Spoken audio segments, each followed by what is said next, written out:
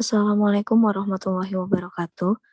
Pada kesempatan ini, kami dari kelompok 1 yang terdiri dari Sekar Dewi Kumalasari, Nyemas Atahiratu, Elvarita Nabila Putri, Anissa Ulinuha, dan Tania Amanda Wulandari akan menyampaikan materi mengenai regulasi bank syariah. Untuk materi pertama akan dijelaskan oleh Sekar Dewi Kumalasari.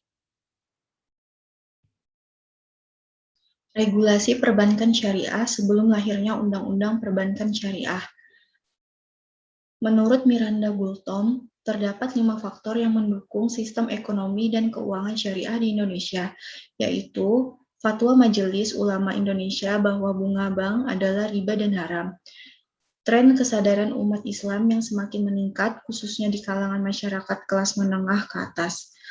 Yang ketiga, sistem ekonomi syariah berhasil menunjukkan keunggulannya teruji pada saat krisis ekonomi. Yang keempat, UU Perbankan Syariah akan menjadi payung hukum bagi perbankan syariah di Indonesia. Yang kelima, tuntutan integrasi lembaga keuangan syariah atau LKS yang saling menopang.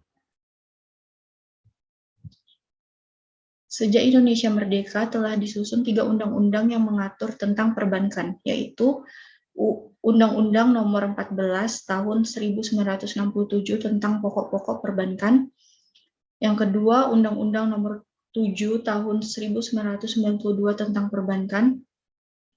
Yang ketiga, Undang-Undang Nomor 10 Tahun 1998 tentang perubahan Undang-Undang Nomor 7 Tahun 1992 tentang perbankan. Selanjutnya akan dijelaskan oleh Tania Amanda Wulandari. Selanjutnya ada periode Undang-Undang Nomor 14 Tahun 1967. Pengaturan tentang perbankan di Indonesia sudah dimulai sejak zaman penjajahan Belanda. Untuk menerbitkan praktik lembaga pelepas uang, maka dikeluarkanlah pengaturan baik dalam bentuk undang-undang maupun berupa surat-surat keputusan resmi dari pihak pemerintah. Di antara lembaga keuangan yang telah berdiri sejak zaman penjajahan tersebut, yaitu The Javas Bank, tanggal 10 Oktober tahun 1827, yang kemudian dikeluarkan Undang-Undang The Javas Bank tahun 1922. Bank inilah yang kemudian menjadi Bank Indonesia. Setelah melalui proses nasionalisasi pada tahun 1951, dengan dikeluarkannya Undang-Undang Nomor 24 Tahun 1951 yang mulai berlaku tanggal 6 Desember 1951.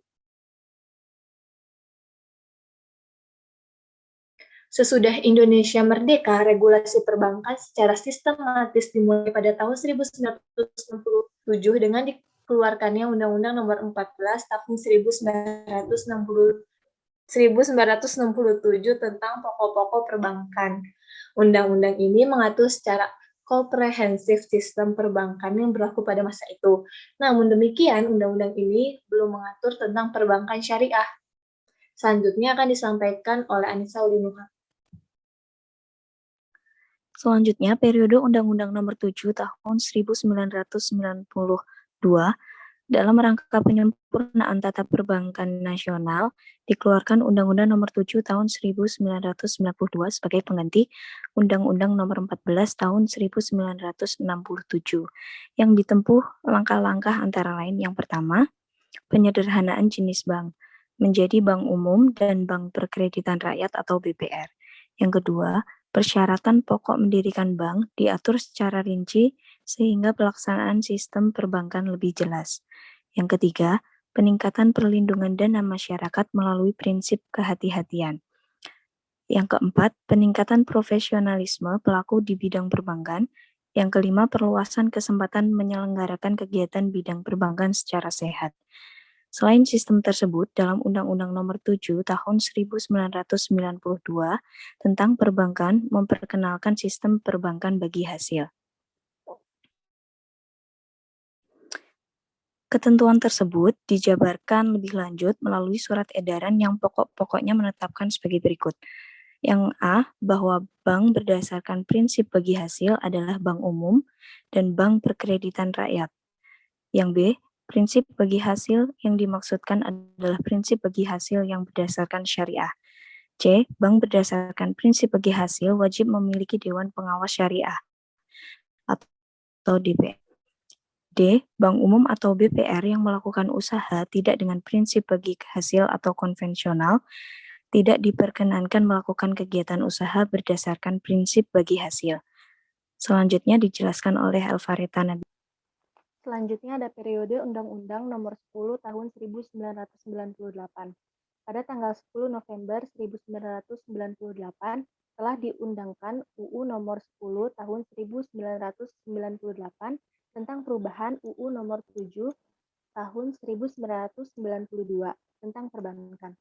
Dalam UU Nomor 10 Tahun 1998 terdapat beberapa perubahan dan penyempurnaan yang bersifat substansial. Selain perubahan tersebut, pada undang-undang ini terdapat beberapa perubahan yang memberikan peluang yang lebih besar bagi perkembangan syariah di Indonesia. Undang-undang ini memberikan penegasan terhadap konsep perbankan Islam dengan mengubah penyebutannya menjadi bank berdasarkan prinsip bagi hasil. Selanjutnya akan dijelaskan oleh Nyemas Atahiratu.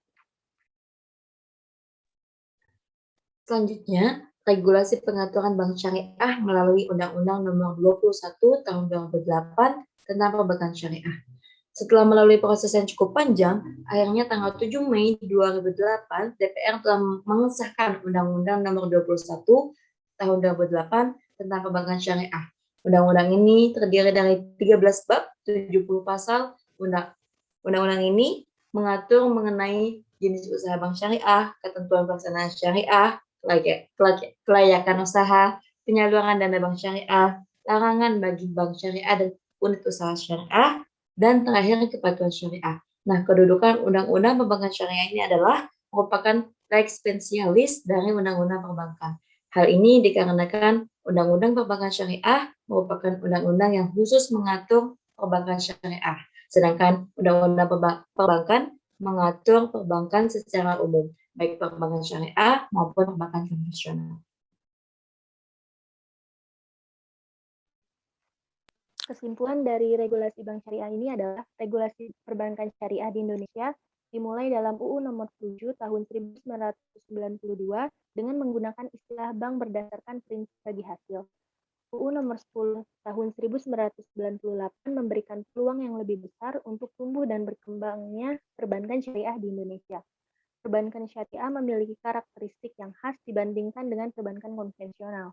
Maka diperlukan adanya undang-undang yang khusus mengatur perbankan syariah.